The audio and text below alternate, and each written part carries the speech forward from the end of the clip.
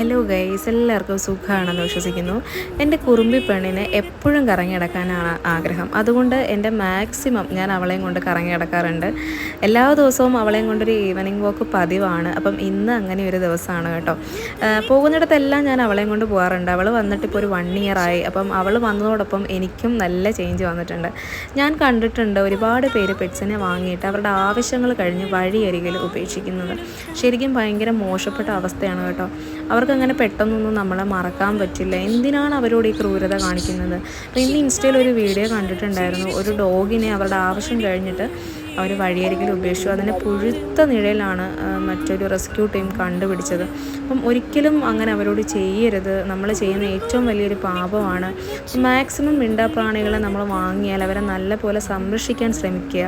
അപ്പം ഇന്നത്തെ വീഡിയോ അത്രയേ ഉള്ളൂ കേട്ടോ. ചാനൽ ഇഷ്ടപ്പെട്ടാൽ സബ്സ്ക്രൈബ് ചെയ്യുക, സപ്പോർട്ട് ചെയ്യുക, ലൈക്ക് ചെയ്യുക. Thank you so much.